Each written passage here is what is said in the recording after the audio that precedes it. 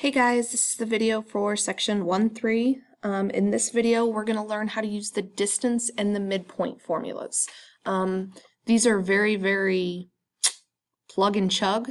Both of them have an equation and you just plug stuff in and let the equation work for you. So if you think back to algebra, when you liked equation type stuff where you just plug stuff in and go, this is probably the lesson for you. Before we move on, we do have a couple vocabulary words, not too many.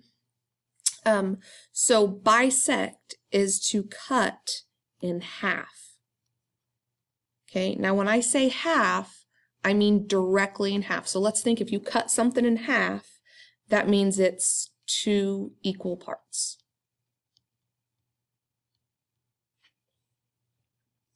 All right, a segment bisector is a point segment ray or plane that cuts a segment into 2 equal pieces. Okay, and then last but not least is midpoint. You'll be hearing midpoint a lot. The midpoint is a point that is in the exact middle, probably could have figured that out by yourself, of 2 endpoints of a segment. Okay, so if you have the segment here, if this, if this is your midpoint, okay, that means that this piece here is the same length as this piece here. It's in the exact middle, so both of those parts are the same length. All right, let's look at example 1. All right, in part A, you know that PM, let's get the pin one. You know that PM has to be congruent to MQ. And the reason you know that is because this tick mark here is the same as this tick mark here.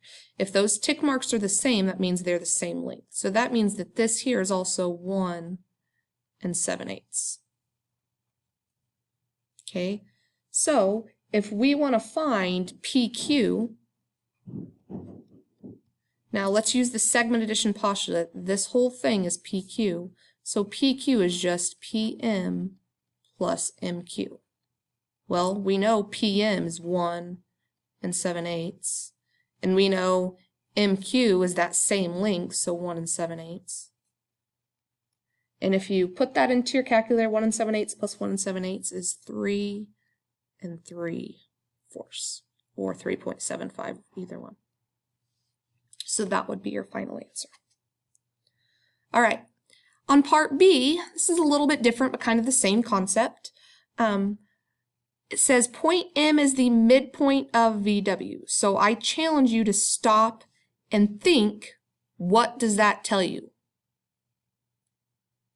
Okay, if M is the midpoint of this whole thing here, that means that VM and MW are the same length.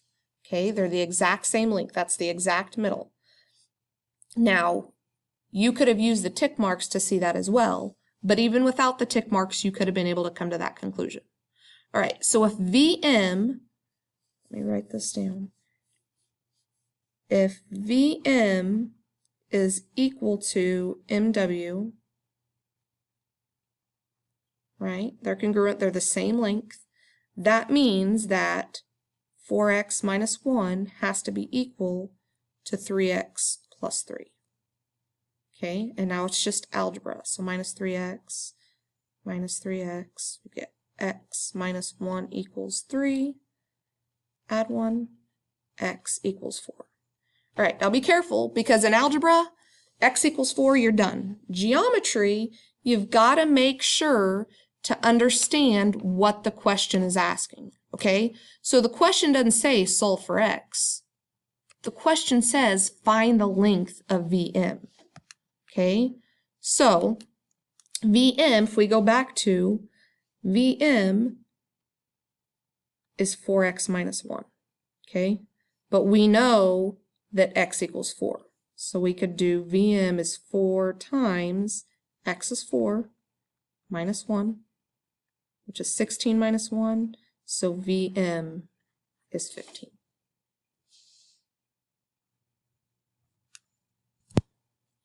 All right, let's look at example 2 now. If we scroll up, at the top of this slide, you'll see this visual here, okay? So we're looking at the midpoint formula. So basically, the thing you need to know is the midpoint is halfway between A and B. So you would basically take the average of the coordinates of A and B to find its midpoint. So the midpoint formula can be written as, this is going to be a coordinate, so in parentheses, x1 plus x2 over 2. That's how we take the average. We add two things and divide it by 2. And then y1 plus y2 over 2. Okay, now you're wondering, what is x1, what is y1? Well, x1 is the x coordinate of point number 1. Y1 is the y coordinate of point number 1. And then likewise, x2 would be the x coordinate of point 2. Or x2 would be the x coordinate of point 2. Y2 would be the y coordinate of point 2. So let me write that for you real quick. So x2 is the x coordinate of point 2, and then y2 is the y coordinate of point 2. Okay, now whatever point 1 is and point 2 is, you make that determination. All right, so let's look at example 2. We have that the endpoints of RS are R is 1, -3, and S is 4, -2. We want to find the coordinates of the midpoint. So we have the two endpoints. So all we need to do is find the average of the x coordinate and the y coordinate. All right, so let's, and we can make either one, it doesn't matter. Let's say this is our point number 1, and this is our point number 2. Guys, if we want to make S point 1 and R point 2, that's okay too. So if this is our point 1, our 1 is the x coordinate of point 1, the y coordinate of point 1. If S is point 2, this is the x coordinate of point 2, the y coordinate of point 2. Okay? Like I said, it doesn't matter if you flip those 2 points. All right, so we know that x1 then is 1. We know y1 is -3. x2 is 4. And y2 is 2. Okay, some of you don't have to write this down. Some of you it'll help tremendously. All right, we want to find the midpoint, so we also know that the midpoint formula is x1 plus x2 over 2, y1 plus y2 over 2. Okay, now all we have to do is plug stuff in. So m equals, well, the x coordinate of point 1 is 1. 1 plus x coordinate of point 2 is 4. 1 plus 4 over 2, comma, then it's y1, which is -3, plus y2 is 2 over 2. If we simplify this, 1 plus 4 is 5. -3 plus 2 is a -1. This is our midpoint. All right, let's look at example number B, or letter B.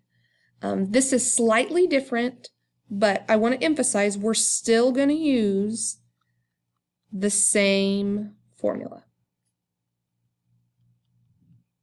Okay, so midpoint formula is this. And you guys, I will have this for you on a test. You won't have to remember it. You will need to know how to use it though. All right, so x1 plus x2 over 2, y1 plus y2 over 2. So one endpoint is J. Okay, so I'm going to label this point 1. So point number 1. So this is my x coordinate of 0.1, my y coordinate of 0.2. Okay, now we don't know the other endpoint. That's what we need to find, which is why this is a little bit more difficult. Okay, what we do know is that our midpoint is 2, 1. Okay, so the other endpoint, so point number 2 then, and that would be our k, because we don't know our k,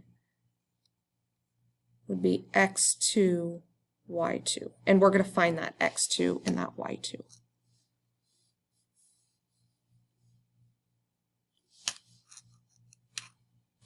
All right, now we just need to be careful where we put stuff in it. Okay, so m is 2, 1. So I'm going to put that in as m. So I can say 2, 1 equals x1 is 1. Now the x2 is what I don't know, right? So that's what I want to find. So I'm just going to say x2 over 2, comma, y1, oops, this should be a y1. y1 is 4, plus y2, which I don't know, over 2. So here's my formula. So I want you to think for a minute what the equal sign means, okay? So if 2, 1 equals this whole right side of this equation right here, that means that eventually when we get this right side of the equation cleaned up, it should equal, let me get my pen going, it should equal 2, 1, right? That's what it should look like when it's said and done. So that means that this 2 here should equal this. Okay, so 2 should equal 1 plus x2 over 2. And likewise, this 1 here should equal this. So 1 should equal 4 plus y2 over 2. Okay, now we have 2 separate algebraic equations that we're going to solve. All right, so remember, anytime you have a fraction, the easiest thing to do is get rid of the denominator first. So let's multiply both sides by 2. When I do that, so 4 equals 1 plus x2 minus 1, 3 equals x2. It's not our final answer, but we're getting close. Okay, likewise, over here, same thing. Let's multiply both sides by 2. Those would go away. So I'd have 2 equals 4 plus y2 minus 4, so negative 2 equals y2. All right, now if we put these together, here's what I want. So my k is my x2, which is right here, that's 3, and my y2, which is negative 2. This is my answer. Guys, I know that one was kind of confusing, so please make sure you ask questions if you don't understand.